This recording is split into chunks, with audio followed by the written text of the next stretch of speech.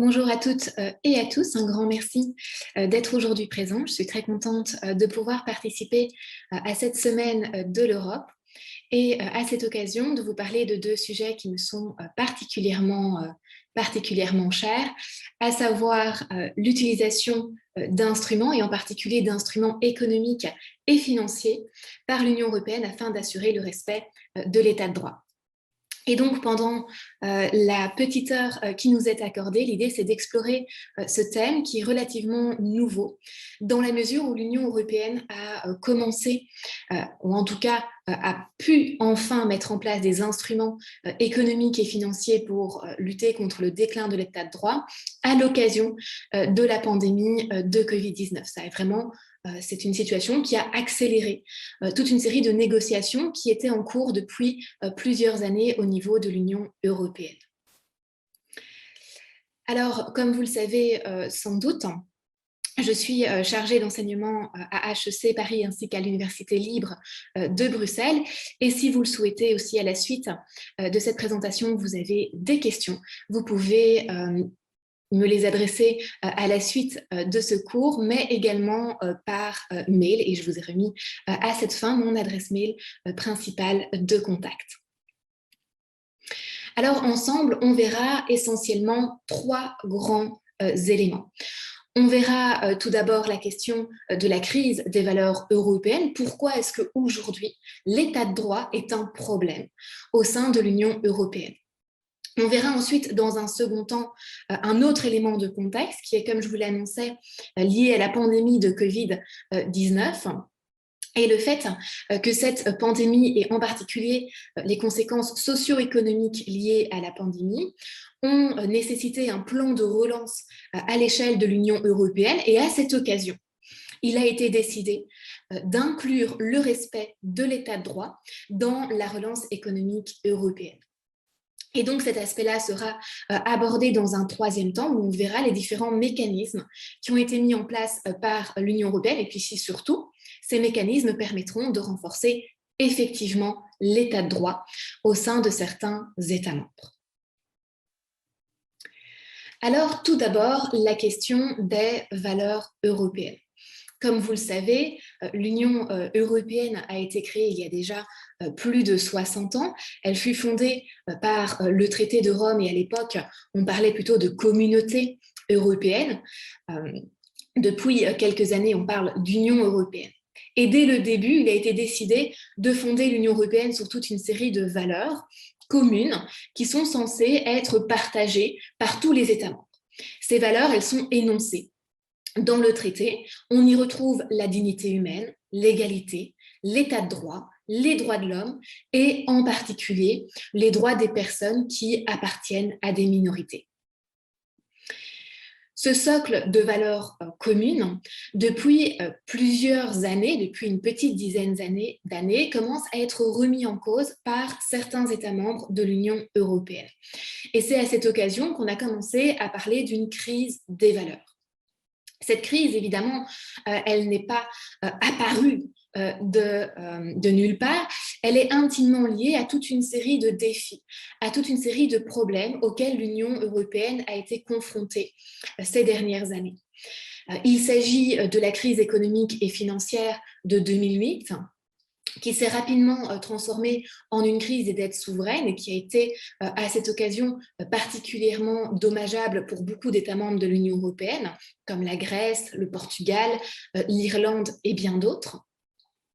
À la suite, on a connu également une vague d'attentats terroristes en Europe. Donc, il y a eu toute une question liée à la menace terroriste et à la manière d'assurer au mieux la sécurité des citoyens européens.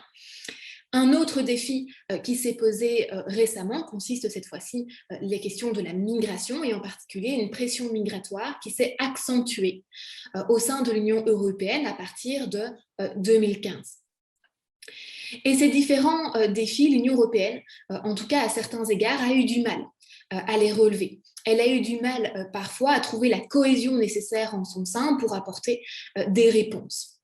Et cette situation a conduit, ou en tout cas n'est pas sans lien, avec une remise en cause des fondements de la construction européenne. Et donc, cette remise en cause, elle se caractérise par une détérioration systémique des valeurs sur lesquelles l'Union est fondée, et en particulier l'état de droit.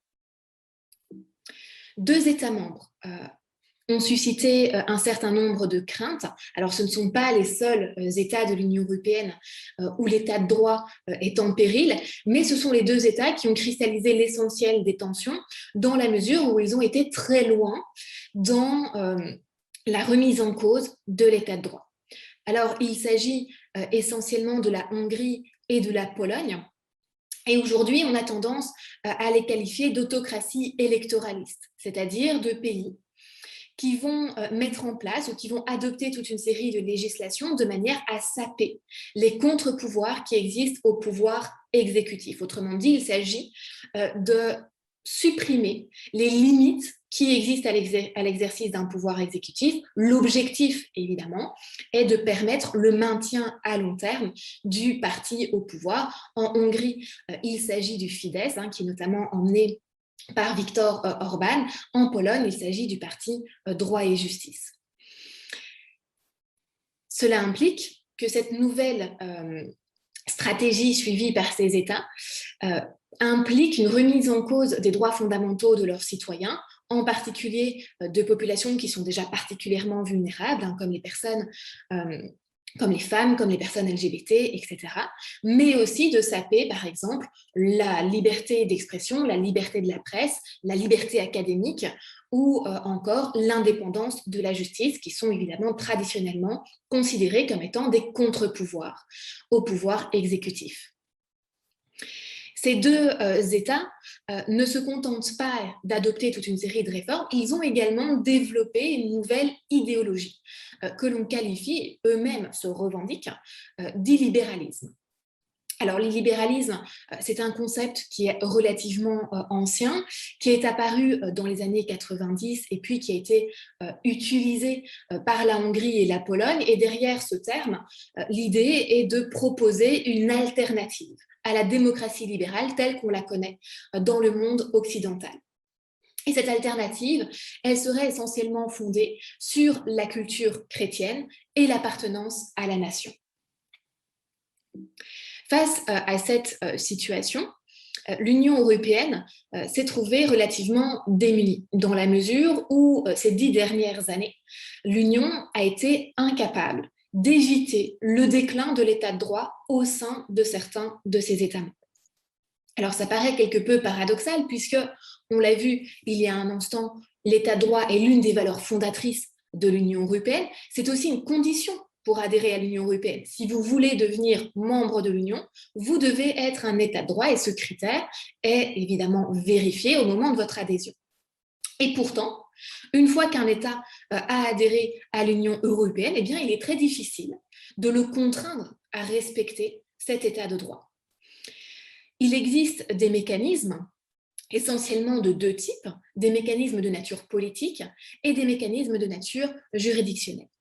Mais il se trouve que ces deux mécanismes, ou en tout cas ce type de mécanisme, se sont révélés assez impuissants face à la Hongrie et la Pologne. Alors, parmi les mécanismes politiques les plus connus, on cite très souvent l'article 7 du traité sur l'Union européenne, dans la mesure où il permet de sanctionner un État qui ne respecterait plus ou il existerait éventuellement un risque réel qu'un jour il ne respecte plus les valeurs européennes. Ce mécanisme a été activé 2 fois, une fois à l'égard de la Hongrie et une autre fois à l'égard de la Pologne. Et ça en est resté là. C'est-à-dire que le mécanisme a été activé, mais qu'il n'y a jamais eu de vote au sein du Conseil qui constate l'existence d'une violation des valeurs fondatrices de l'Union européenne par la Hongrie et la Pologne. Ça paraît très surprenant parce que les violations à l'état de droit au sein de ces deux États sont particulièrement bien documentées. Il y a énormément de rapports, de statistiques qui ont été émis alors, à la fois par l'Union européenne, mais aussi par toute une série d'associations, d'organisations représentatives de la société civile. Le problème qui s'est posé est un problème en fait procédural, dans la mesure où pour constater un tel manquement aux valeurs européennes, il faut atteindre une certaine majorité. Il faut, si c'est uniquement pour prévenir l'État qu'il va devoir adopter des réformes, c'est-à-dire uniquement entamer un dialogue entre l'Union européenne et l'État, il faut réunir une majorité de 4/5 des membres du Conseil. Lorsqu'il s'agit de lui imposer une sanction, cette fois-ci, il faut recueillir l'unanimité. Et le problème, c'est que ces majorités n'ont jamais été recueillies. Tout simplement parce que certains États se protègent les uns les autres. Évidemment, si vous êtes la Hongrie, que vous devez vous prononcer sur une éventuelle méconnaissance des valeurs européennes par la Pologne, vous allez probablement voter à l'encontre en disant non, il n'y a pas de violation des valeurs européennes, vous n'allez pas voter en faveur d'une sanction. Pareil, la Pologne va évidemment protéger la Hongrie. Et puis, comme je vous le disais, on parle beaucoup de ces deux États, mais ce ne sont pas les seuls États où il y a des problèmes. Et donc, il y a une forme de coopération qui s'est mise en place entre les différents États qui pose problème au regard de l'État de droit. Alors, progressivement, la Commission européenne a donc essayé de développer ses moyens d'action pour essayer évidemment d'améliorer la situation. Et elle a mis en place en particulier 2 autres instruments. Un cadre pour l'état de droit qui vise à intervenir en amont de la procédure de l'article 7, c'est-à-dire qu'avant d'activer l'article 7, ce cadre pour l'état de droit devrait permettre de nouer un dialogue entre l'État qui connaît des problèmes d'état de droit et l'Union européenne pour éviter évidemment que la situation s'aggrave au point où on ne doive activer l'article 7. Autrement dit, c'est un cadre préventif qui est essentiellement basé sur un processus de dialogue et de bonne coopération entre les États membres et l'Union européenne. Autre instrument qui a récemment été mis en place, c'est ce qu'on appelle le rapport pour l'état de droit. Un tel rapport a été publié pour la première fois en septembre 2020. Et cette fois-ci, l'idée, ce n'est plus de se concentrer sur 1 ou 2 États membres qui posent problème, c'est d'examiner de manière générale au sein de l'Union européenne et puis État par État les problèmes qui existent en matière d'état de droit. Et donc, si vous consultez ce rapport, vous verrez qu'il y a une partie qui concerne la France, une partie qui concerne l'Italie, une partie qui concerne la Slovaquie, etc. Et donc, l'idée de ce rapport, c'est d'identifier tous les petits problèmes qui existent en matière d'état de droit au sein de tous les États membres, à nouveau pour pouvoir nouer un dialogue, mais aussi pour pouvoir envisager d'autres actions un peu plus concrètes au niveau de l'Union européenne. Ce rapport pour l'état de droit, on ne connaît pas encore très bien ses effets, on ne sait pas encore très bien s'il va permettre effectivement d'avoir un impact sur le déclin de l'état de droit au sein de l'Union européenne, dans la mesure où il est très récent. Ce dont on est par contre certain, c'est qu'il va être intégré dans d'autres instruments. Donc toutes les données qui sont recueillies à cette occasion, toutes les informations qui sont récoltées par l'Union européenne vont permettre de nourrir d'autres processus. Et puis enfin, un deuxième mécanisme, ce sont les mécanismes judiciaires. Autrement dit, c'est la possibilité de saisir la Cour de justice de l'Union européenne en cas de manquement aux droits de l'Union. Et là aussi, il y a eu énormément d'affaires devant la Cour de justice qui concernent la Hongrie, la Pologne, mais aussi la République tchèque. Et ces mécanismes, bien entendu, permettent de sanctionner certaines violations à l'état de droit, mais je vais vous montrer avec un exemple très concret que malheureusement, de tels recours ont aussi leurs limites. Alors, dans un arrêt récent, Commission contre Hongrie, puisqu'il date du 6 octobre 2020, on avait, en l'occurrence, une affaire qui concernait l'adoption en Hongrie d'une nouvelle législation. Alors, elle n'est plus si nouvelle, elle date de 2017, d'une législation qui visait à réglementer l'exercice des activités d'enseignement par les établissements d'enseignement supérieur. Donc, tout ce qui concerne, par exemple, les universités. Et cette réglementation, elle prévoit toute une série de conditions qui vont permettre à un établissement de, tout simplement, fournir un enseignement. Et ces conditions, le problème, c'est qu'elles ont été établies de manière à cibler certaines universités qui n'étaient pas favorables au pouvoir en place, telles que la Central European University, qui, peut-être que vous le savez, a été créée par George Soros, qui est un américano-hongrois, particulièrement opposé au régime de Viktor Orban, et donc les activités de M. Soros sont régulièrement ciblées par le gouvernement, puisqu'il est considéré comme étant un opposant. En effet, parmi ces différentes conditions pour pouvoir enseigner ou pour pouvoir avoir un établissement d'enseignement qui soit actif en Hongrie, il y avait notamment le fait qu'il fallait conclure une convention entre l'établissement et l'État hongrois, et qu'il fallait également que l'établissement d'enseignement supérieur preste effectivement sur le territoire hongrois des services d'enseignement supérieur. Et donc, évidemment, cette Central European University n'a jamais été capable de remplir ces conditions pour pouvoir proposer son enseignement, a priori opposé au régime de Viktor Orban, en Hongrie. La conséquence, c'est que cette université a dû se déplacer et aujourd'hui, elle est basée à Vienne. Alors évidemment, ça posait problème au regard du droit de l'Union européenne, en particulier au regard de la libre circulation des services. Et donc la Commission européenne a décidé d'attaquer la Hongrie devant la Cour de justice de l'Union européenne. Il a fallu plusieurs années pour que la Cour de justice rende son arrêt. Finalement, elle l'a rendu et ça a été un arrêt qui a évidemment condamné la Hongrie sur tous les pans. Et en particulier, ça vaut la peine de le souligner, sous l'angle des droits fondamentaux et en particulier de la liberté académique. C'est la première fois que la Cour de justice devait se prononcer sur la liberté académique, notamment pour savoir ce qu'elle recouvre. Et elle a aussi estimé qu'il y avait une violation de ce droit fondamental. Donc on a un très bel arrêt. On a un très bel arrêt qui est rendu par la Cour de justice qui estime que le droit de l'Union a été violé par la Hongrie, mais c'est trop tard. L'université de George Soros, elle a déjà dû cesser ses activités en Hongrie depuis plusieurs années. Elle a dû déplacer son siège à Vienne. Les dommages ont déjà été causés. L'autre problème qui est posé par des recours devant la Cour de justice, c'est qu'il n'est pas possible d'attaquer devant la Cour l'ensemble du système hongrois, par exemple, ou polonais, qui a été mis en place et qui pose problème en matière d'état de droit. Autrement dit, on peut cibler certaines violations ponctuelles, parce qu'il faut établir un lien avec le droit de l'Union, mais on ne peut pas attaquer la Hongrie ou la Pologne pour violation de manière générale de l'état de droit. Il n'y a pas de base qui le permette dans les traités. Donc, il faut à chaque fois que la Commission européenne passe en revue les législations qui sont adoptées par la Hongrie ou la Pologne, les mette en lien avec le droit de l'Union et puis introduise pour chaque législation un recours. Donc en termes de temps, en termes de personnel, en termes de budget, c'est évidemment un travail qui est particulièrement fastidieux. Donc ça permet dans certains cas d'adresser certains problèmes, pour autant que ces deux États se conforment aux arrêts de la Cour de justice, et ce n'est pas toujours le cas, mais ce n'est qu'un moyen qui peut être utilisé dans certains cas assez spécifiques. Et donc, il y a quelques temps, il y a quelques mois, on en était à cette situation-là, où il y avait des instruments qui avaient été mis en place, où ces instruments pouvaient se révéler utiles, mais de manière ponctuelle. Et c'est à cette occasion que la pandémie de Covid-19 s'est invitée.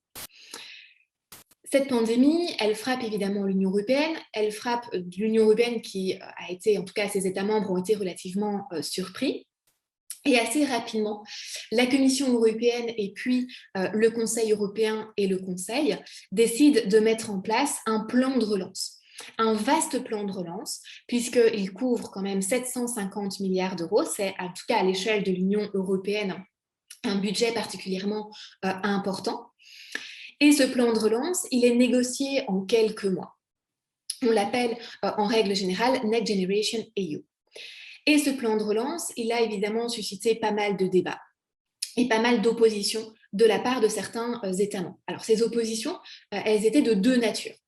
On avait d'un côté des États membres qu'on a qualifiés de frugaux, comme par exemple l'Autriche, le Danemark ou les Pays-Bas, qui s'opposaient à ce que ce plan de relance puisse servir comme mécanisme de redistribution au sein des États membres. Autrement dit, ils s'opposaient à l'utilisation de subventions que les États ne devraient pas rembourser. Et puis, on avait un deuxième groupe d'États qui était particulièrement opposé à ce plan de relance, et on retrouve la Hongrie et la Pologne, parce que l'idée, dès l'origine, lorsque la Commission a proposé ce plan, était de lier la relance économique européenne à l'état de droit. Et donc, évidemment, ces États n'y étaient pas particulièrement favorables. Donc, les négociations ont plutôt été compliquées. Finalement, un accord a été trouvé avec une partie de ce plan qui serait utilisée à titre de subvention, une partie qui serait utilisée à titre de prêt. Autrement dit, les États qui recevraient de l'argent devraient en tout cas une partie de cette somme la rembourser à moyen terme. On s'est également mis d'accord sur les différents piliers, les différents axes qui allaient permettre au plan de relance, que le plan de relance allait financer. Il y a 3 axes en particulier. Stimuler l'investissement public et les réformes structurelles. Et le principal instrument que l'on va détailler ensemble un peu plus tard est ce qu'on appelle la facilité pour la reprise et la résilience. Alors vous voyez que dans le budget de l'Union européenne, pour le plan de relance, ça forme la majeure partie de ce budget.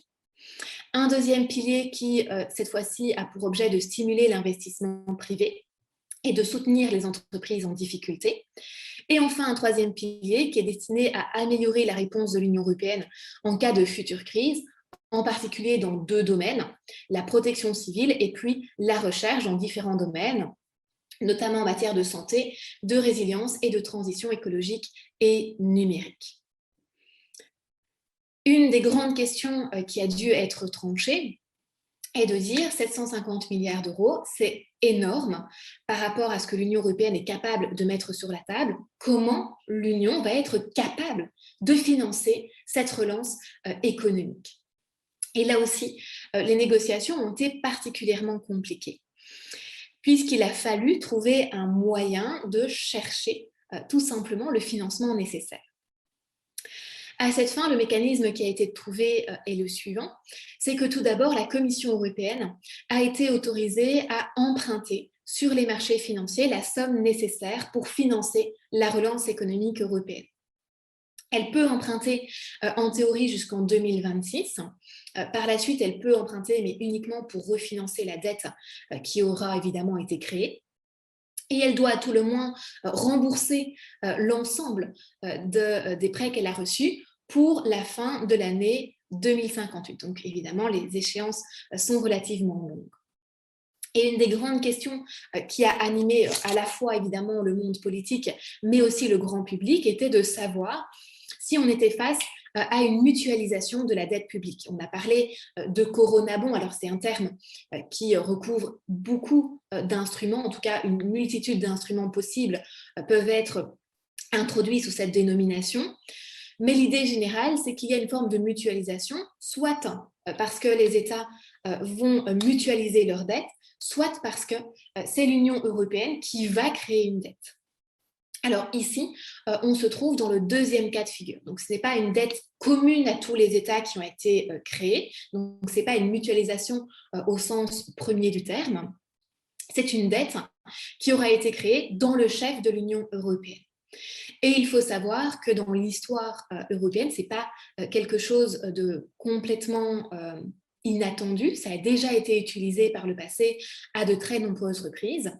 La Commission européenne emprunte, alors peut-être pas régulièrement, mais assez souvent sur les marchés financiers. Elle l'a fait par exemple à l'occasion de la crise des dettes souveraines entre 2010 et 2013.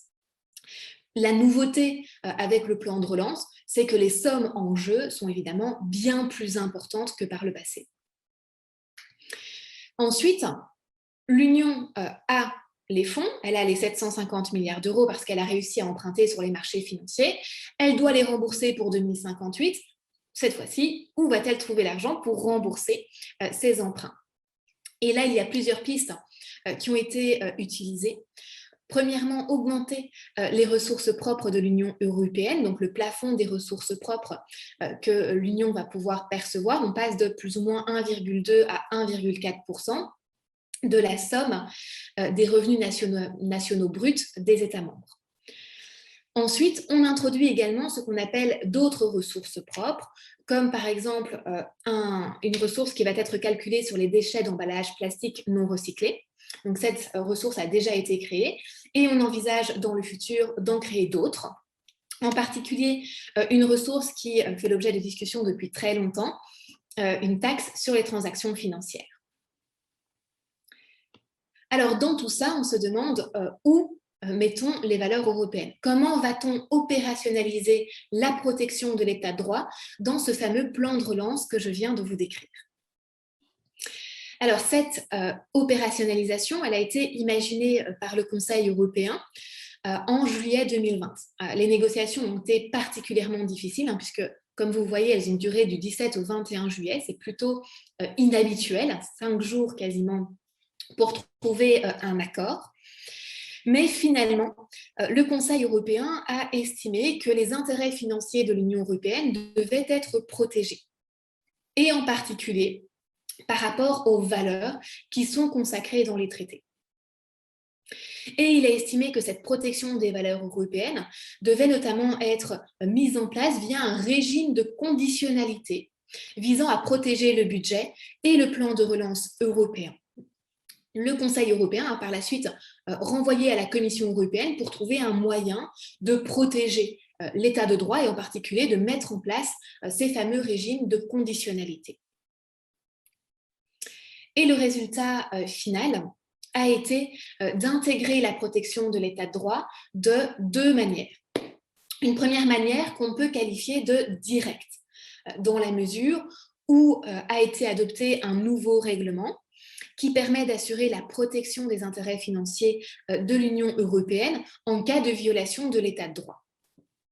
Mais on a également introduit la protection de l'état de droit d'une manière, cette fois-ci, indirecte, via cette fameuse facilité pour la reprise et la résilience. Et maintenant, je vais examiner donc ces 2 voies qui ont été imaginées, directes et indirectes.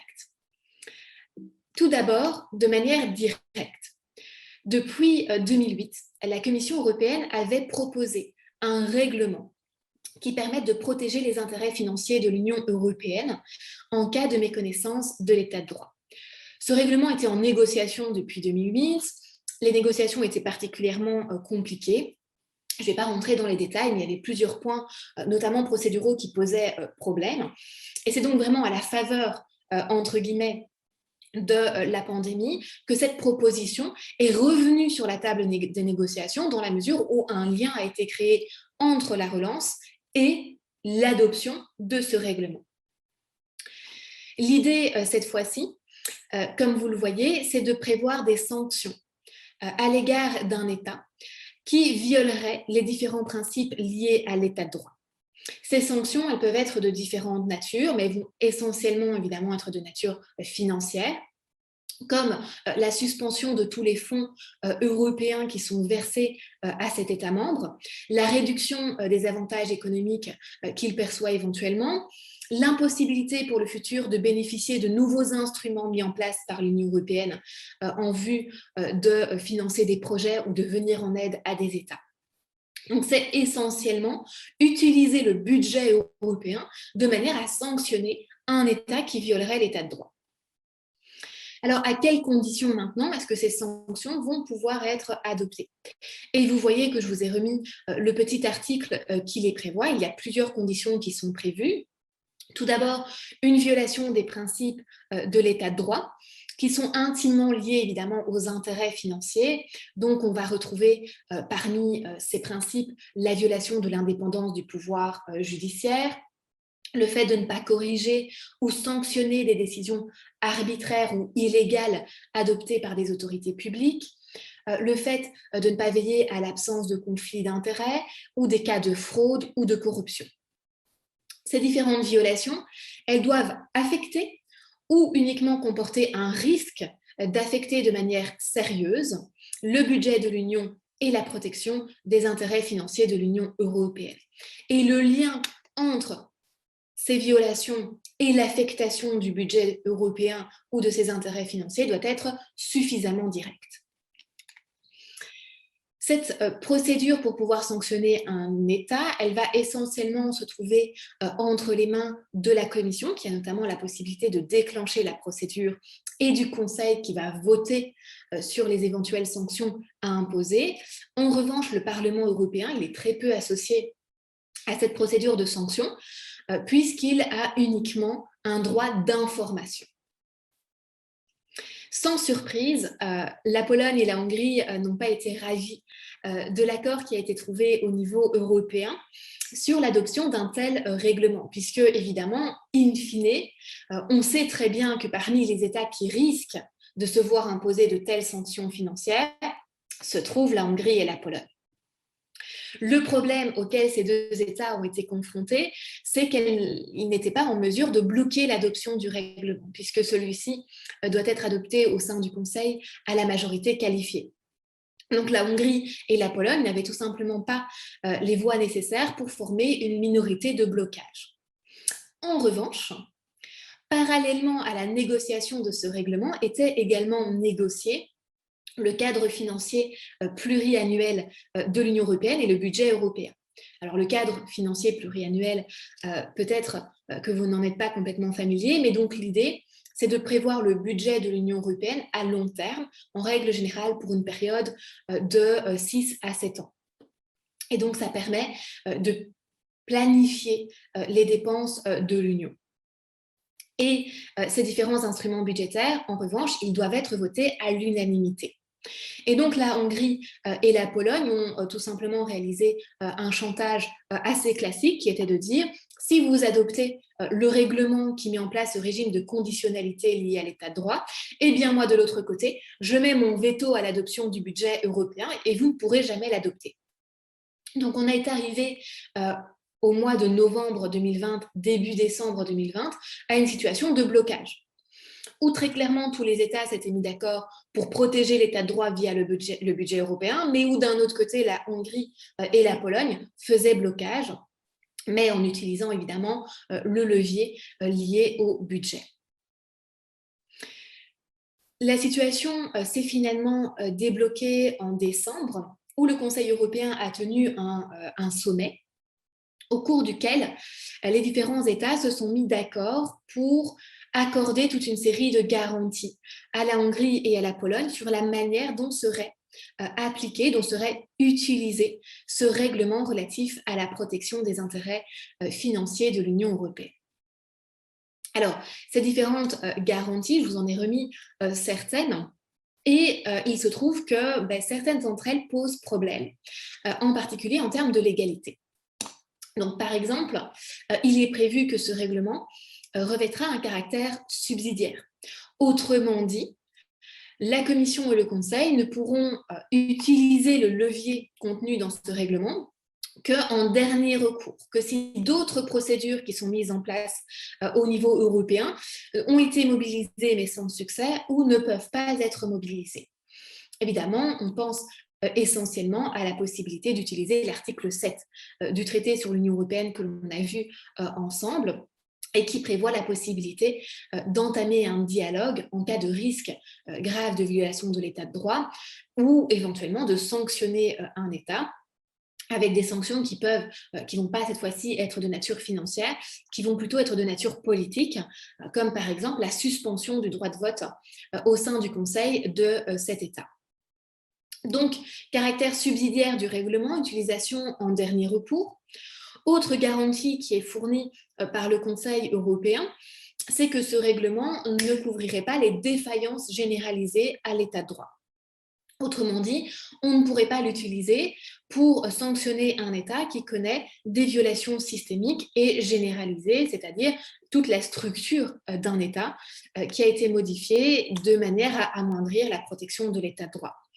Il va falloir à chaque fois, là aussi, en principe, identifier de manière précise, est-ce qu'on est dans un cas, par exemple, de fraude, de corruption, d'indépendance de la justice, qui a des conséquences suffisamment directes sur le budget européen ou ses intérêts financiers.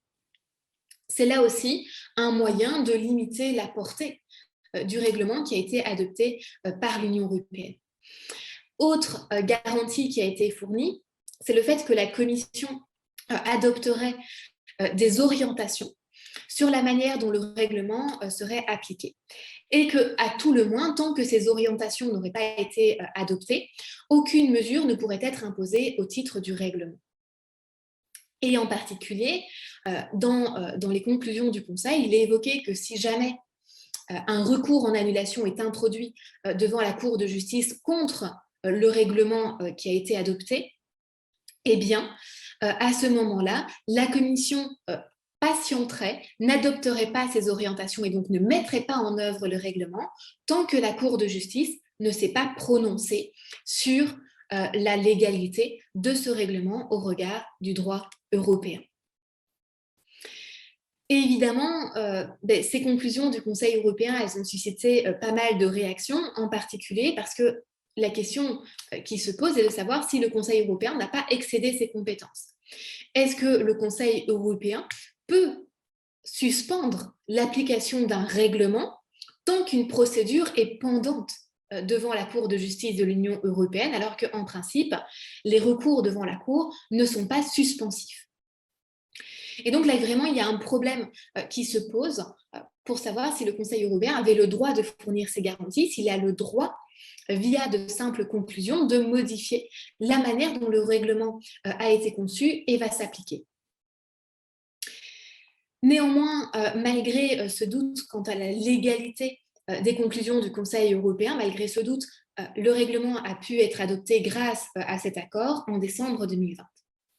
Sans surprise, dans le délai qui a été imparti pour introduire un recours en annulation, la Hongrie et la Pologne ont contesté ce règlement devant la Cour de justice. Donc ces deux recours en annulation sont toujours pendants. Évidemment, il faudra attendre plusieurs mois, voire années, avant d'avoir la réponse de la Cour de justice sur la légalité de ce règlement. Donc cette première possibilité, elle permet véritablement de cibler directement la protection de l'état de droit. C'est un instrument qui, en tant que tel, a été conçu et mis en place en lien avec cette crise des valeurs que l'on a vue ensemble. Comme je vous l'annonçais, il y a un deuxième instrument où cette fois-ci, l'état de droit a été inclus, mais d'une manière qui est complètement indirecte. Mais bien qu'indirecte, c'est peut-être via cet instrument qu'il y aura le plus d'impact sur le respect de l'état de droit. Alors, cette facilité pour la reprise et la résilience, elle est donc mise en place dans le cadre de ce fameux plan de relance. Et elle est mise en place essentiellement pour soutenir les réformes et les investissements qui vont être mis en place par les États, dans le but d'atténuer les conséquences économiques et sociales de la pandémie, mais en même temps de profiter en quelque sorte de ce plan de relance pour aussi favoriser la transition des économies européennes en lien évidemment avec le numérique et l'écologie. Via ce plan de relance, les États vont donc pouvoir bénéficier de financements, en partie sous la forme de subventions, en partie sous la forme de prêts.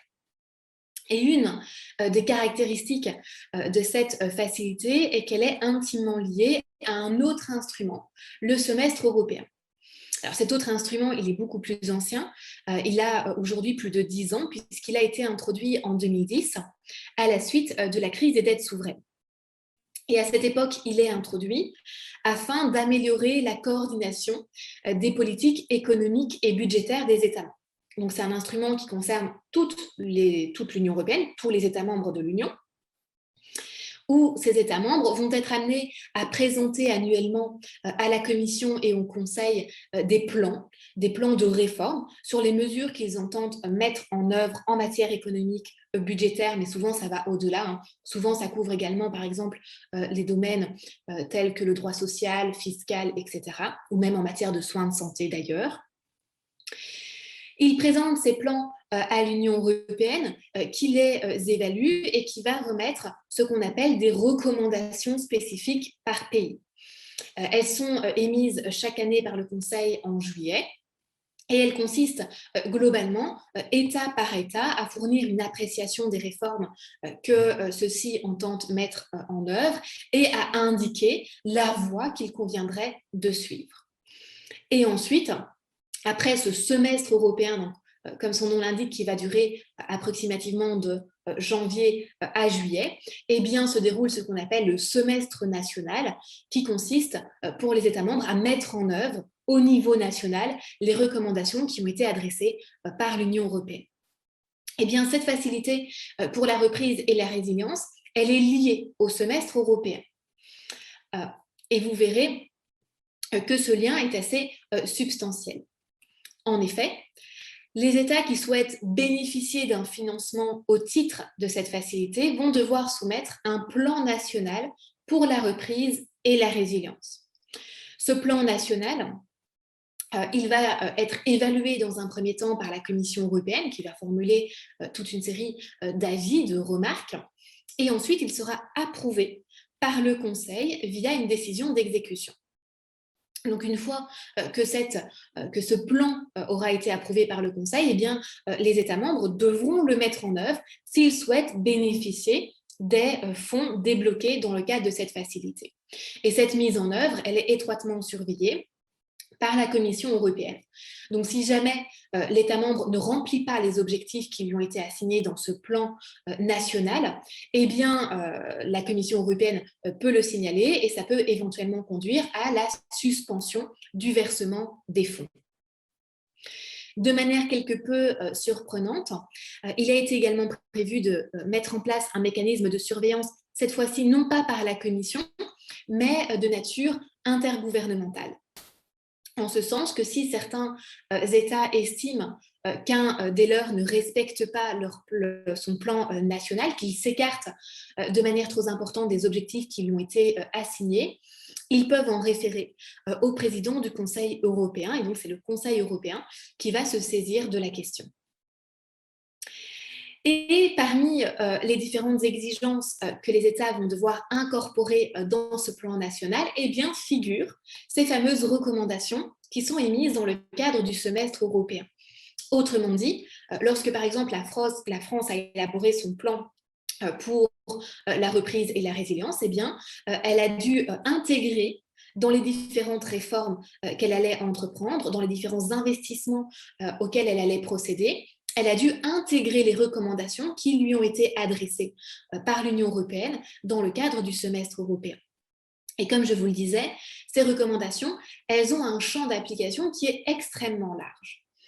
Ça couvre les soins de santé, ça couvre le système d'allocation de chômage, ça couvre les questions fiscales, ça couvre les questions budgétaires évidemment, mais aussi l'éducation, les transports, bref, énormément de domaines. Et comme vous vous en doutez, un des domaines qui est couvert, c'est l'état de droit. Ça signifie que via ce lien qui a été créé entre la facilité et le semestre européen, eh bien indirectement, on en vient à obliger les États membres à intégrer dans leur plan national pour la reprise et la résilience des éléments qui sont liés à la protection de l'état de droit.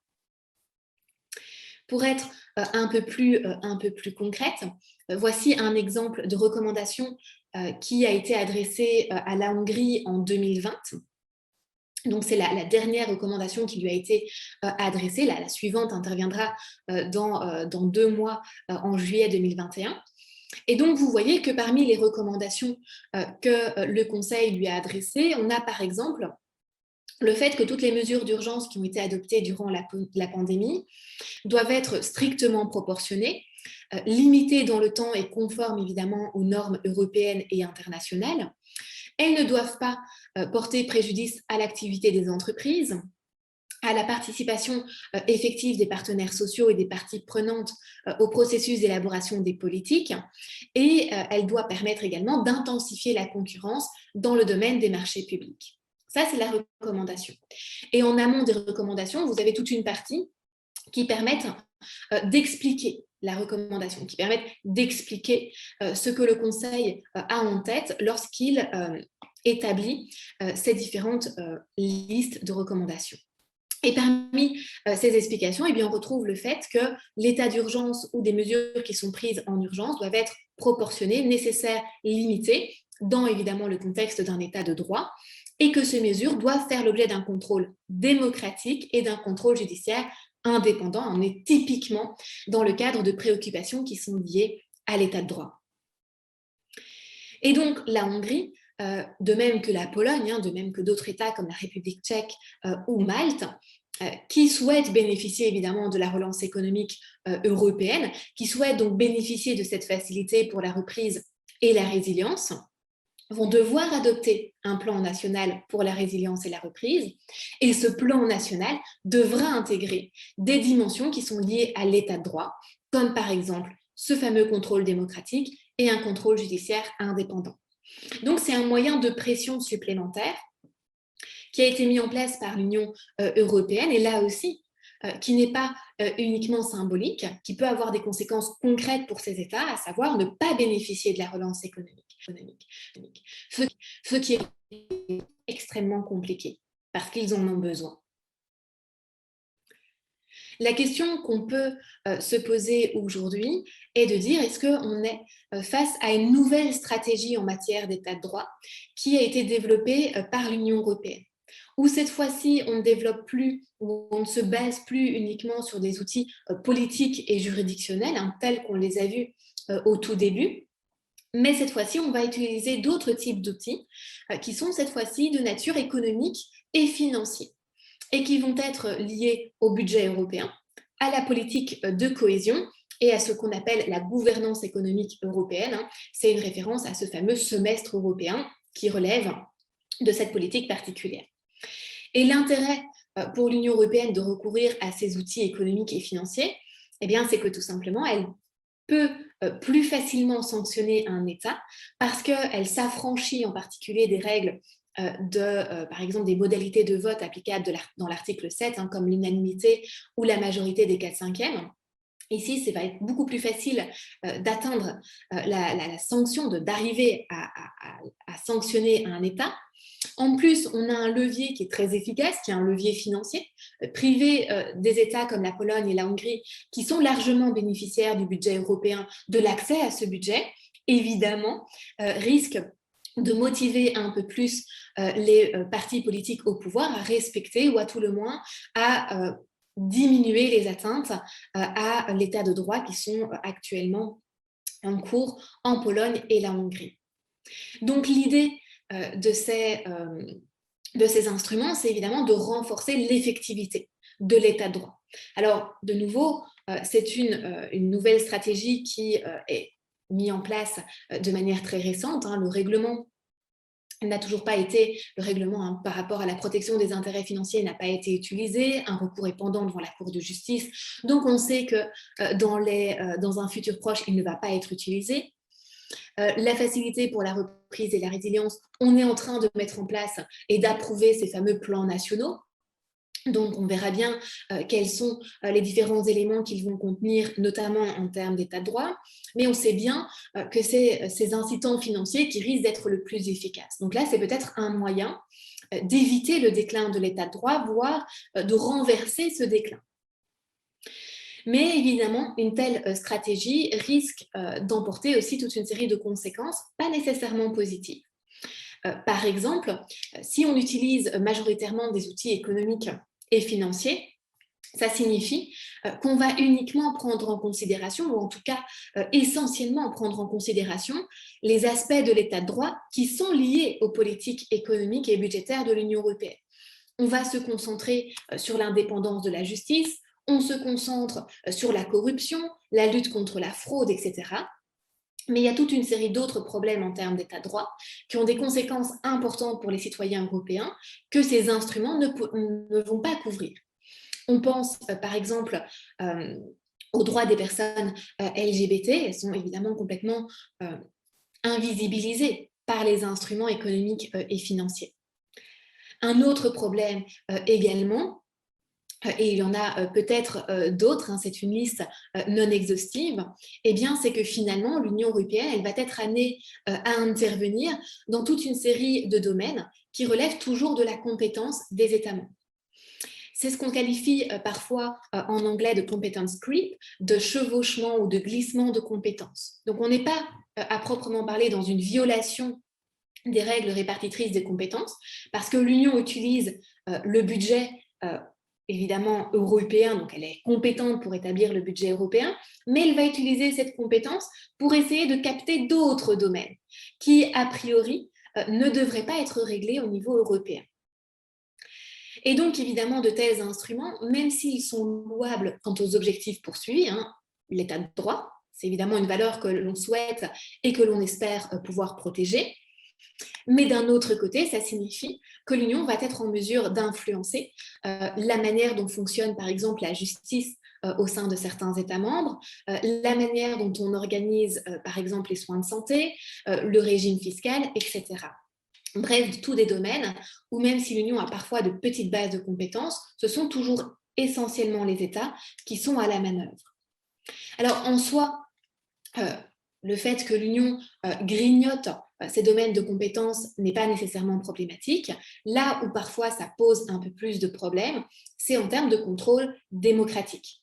Puisque, évidemment, en principe, ces matières, elles sont décidées au niveau national, avec un contrôle ou des décisions qui vont être prises par les assemblées parlementaires nationales.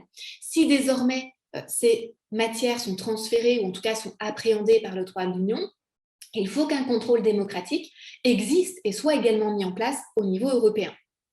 Or, on l'a vu ensemble, que ce soit dans le cadre du règlement sur le régime de la conditionnalité par rapport à l'état de droit, ou que ce soit dans le cadre de la facilité pour la reprise et la résilience, il n'y a pas de contrôle ou il n'y a pas de rôle important qui va être joué par le Parlement européen.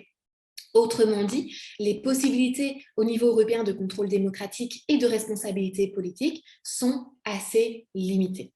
Et donc là aussi, on peut se poser la question, alors c'est quelque peu provocateur, mais ça mérite au moins d'être posé et puis d'y réfléchir. Est-ce qu'en définitive, l'Union elle-même n'opérerait pas un glissement dans la protection de l'état de droit, dans la manière dont elle-même respecte l'état de droit, en essayant de sanctionner certains États qui violent cette même valeur fondatrice? Alors, il nous reste peut-être quelques minutes, si jamais vous avez des questions. Il me semble qu'elles peuvent m'être répercutées via l'outil conversation. Donc, n'hésitez pas à poser des questions ou éventuellement à faire part de vos observations. Et en tout cas, un grand merci pour votre attention.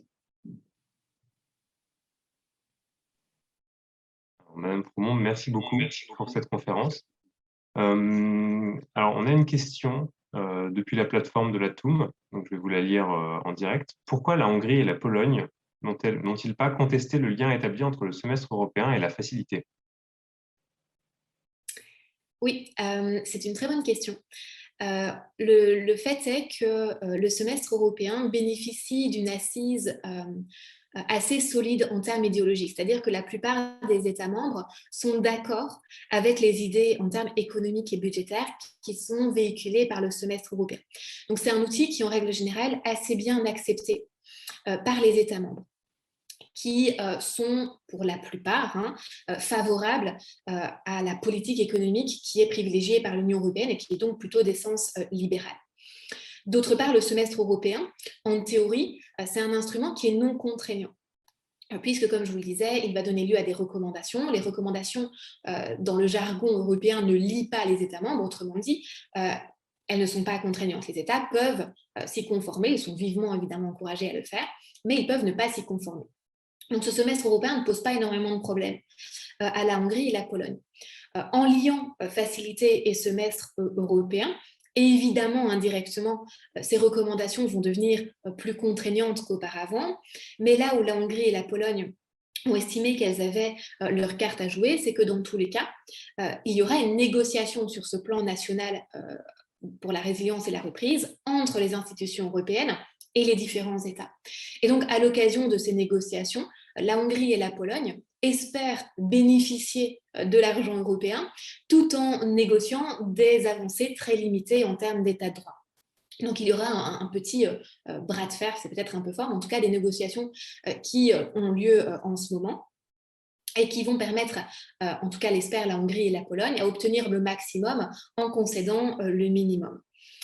Et d'autre part, je pense que pour beaucoup d'États, et à mon avis, Hongrie et Pologne comptent parmi ceux-ci, ils n'ont pas directement fait le lien entre un outil de nature économique et l'état de droit. Et pour beaucoup de personnes, ce lien entre état de droit et semestre européen n'était pas très clair et il apparaît aujourd'hui. Et donc, je pense qu'ils ont été un petit peu surpris ou qui ne s'attendaient pas nécessairement à ce que des dimensions liées à l'état de droit soient par la suite intégrées de cette manière complètement détournée, hein, c'est vraiment sortir la question par la porte et la faire rentrer par la fenêtre, soit ensuite de manière détournée, introduit dans la facilité.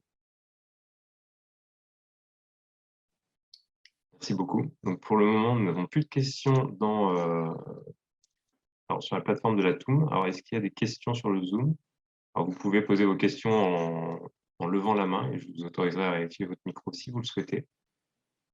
Alors, en attendant, sinon, j'avais une autre question, peut-être un petit peu plus large. Donc, on a vu qu'on pouvait donc sanctionner les États qui dérogeaient à cette règle de l'état de droit. On pouvait les sanctionner donc, directement ou bien par le budget, et notamment lors de ces négociations. Maintenant, la question que je me posais, c'est est-ce que finalement l'Union européenne ne perd pas plus qu'elle ne gagne dans ces négociations, dans le sens où négocier avec des États comme la Pologne et la Hongrie consomme énormément de ressources, énormément de temps à l'Union européenne et finalement l'empêche d'avancer. Donc, quelles sont les autres options dont l'Union européenne dispose pour, alors peut-être pas pour contraindre parce qu'on a vu que ça ne fonctionnait pas, mais peut-être pour essayer d'avancer malgré la Hongrie et la Pologne? C'est très compliqué. C'est très compliqué parce que donc c'est vrai que ça consomme énormément de ressources, hein. Ça fait maintenant plusieurs années que l'Union européenne démultiplie les différents processus pour essayer d'influencer ce glissement de l'état de droit au sein des États membres et de la Hongrie et de la Pologne en particulier. Et donc, évidemment, c'est beaucoup de temps, beaucoup d'énergie qui est consacrée à cela. Et le problème, c'est que pour toute une série de politiques, en tout cas, il est nécessaire d'avancer avec la Hongrie et la Pologne et qu'on ne peut pas se permettre au niveau européen de maintenir des États qui ne respectent pas ces valeurs fondatrices. On ne peut pas, évidemment, aussi pour des raisons qui sont politiques, tout simplement, mais qui sont aussi économiques, puisque c'est vrai que du point de vue de la protection des intérêts financiers de l'Union, il y a des phénomènes de corruption au sein de ces États et de fraude assez massives, et donc c'est une mauvaise utilisation des fonds européens. Quant à la possibilité d'avancer ensemble, en tout cas entre ceux qui continuent à partager les valeurs européennes, il y a des instruments qui existent pour se faire au sein de l'Union européenne. Il y a par exemple la coopération renforcée qui permet dans certains domaines à des États membres d'avancer dans le domaine de l'intégration européenne, mais à ceux qui ne le voudraient pas d'en sortir. Ça a été le cas dans différents domaines, par exemple les accords Schengen hein, qui ont aboli les frontières intérieures au niveau des États ont dans un premier temps été mis en place sous la forme d'une coopération entre certains États et puis dans un deuxième temps ont été étendus aux autres. Mais il y a toute une série de matières dans lesquelles il n'est pas tout simplement possible d'avancer avec seulement certains États en laissant de côté d'autres États.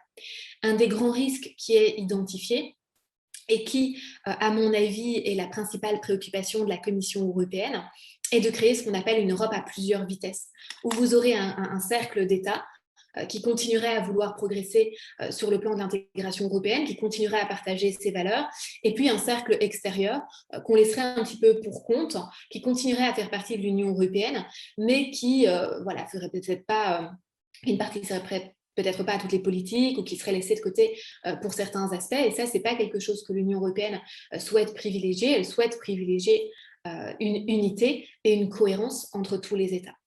Donc, il y a une raison politique, il y a aussi une question qui est d'ordre plutôt juridique, qui est de dire, dans toute une série de domaines, on n'a pas le choix, on doit être avec ces États. Alors, je ne sais pas si ça répond tout à fait à votre question. Ça répond tout à fait à ma question. Je me doutais bien que ce n'était pas si simple de dire on laisse la Hongrie et la Pologne de côté, et Oui, que il y avait quand même beaucoup, que c'est un problème qui était beaucoup plus complexe. Oui, d'autant plus que, comme vous le savez peut-être, il n'est pas possible d'exclure un État de l'Union européenne. Un État comme le Royaume-Uni peut choisir de sortir, mais à aucun moment l'Union ne peut contraindre à la sortie d'un État. Donc une fois qu'on est rentré, à moins qu'il y ait une volonté de sortir, l'Union, elle doit faire avec. Et donc la Hongrie et la Pologne, pour le meilleur ou pour le pire, ils sont pour le moment embarqués au sein de l'Union européenne, et à moins qu'eux-mêmes décident d'en sortir, on doit tout simplement continuer à travailler avec eux. D'accord, merci beaucoup. Et donc, dans le prolongement, et ce sera peut-être la dernière question, alors ça, je vais vérifier une dernière fois sur la plateforme. Ah oui, alors sur la plateforme de la TOUM, j'ai deux questions. Alors, vais vous les transmettre. Alors, ce sera une question peut-être moins orientée sur votre exposé, mais c'est un étudiant de la TUM. Je vous demande, pouvez-vous me conseiller des moyens me permettant de continuer à m'instruire sur ces sujets? Je suis étudiant d'éco à la TUM, mais également très intéressé par les thèmes européens et les sciences politiques. D'accord. C'est essentiellement, je dirais, si vous vous intéressez à des questions qui sont liées état de droit, protection des intérêts financiers de l'Union européenne, de lire la littérature sur le sujet. Vous avez plusieurs auteurs qui travaillent sur la question, comme par exemple Dimitri Kotchenov, qui est assez connu en matière de protection de l'état de droit et qui est très pédagogique. Donc ce ne sont pas non plus des articles qui vont être difficiles d'accès sans avoir nécessairement un background important en droit européen. Vous avez aussi Gabor Almay qui travaille aussi sur ce lien conditionnalité état de droit qui peut être d'une bonne entrée en matière et qui a aussi une littérature qui a produit plusieurs articles sur le sujet. Et vous avez également une autre autrice qui est assez active et qui a des idées intéressantes, Shepel, qui est donc américaine, mais qui est quand même spécialisée dans des questions qui sont liées à l'Union européenne. Voilà. Bien noté, merci beaucoup. Donc, il est 12h03, je pense qu'on peut arrêter ici cet échange. Sauf s'il y a d'autres questions dans le Zoom. Je regarde une dernière fois sur la plateforme de la TUM. Non. Bon. Madame Fromont, merci beaucoup pour cette conférence et ces échanges très intéressants. Dans le cadre de cette semaine de l'Europe, parfaitement pertinent et c'était très bien d'avoir des éclairages aussi sur les valeurs européennes. Parce que c'est vrai que depuis le début de cette semaine, on parle surtout de reconstruction industrielle post-Covid. On était plus sur l'aspect économique et politique, mais là d'avoir aussi cet éclairage juridique et sur les valeurs européennes, c'était quelque chose d'absolument essentiel. Donc merci beaucoup. Merci à vous pour l'invitation. Avec grand plaisir. Donc, rendez-vous pour tous les étudiants d'HEC de la TUM et à tous ceux qui nous regardent dans quelques instants pour une autre conférence. Et cet après-midi, nous recevons HEC Débat Ulf Heuberg, qui est juriste à la Cour européenne, il me semble. Merci à tous.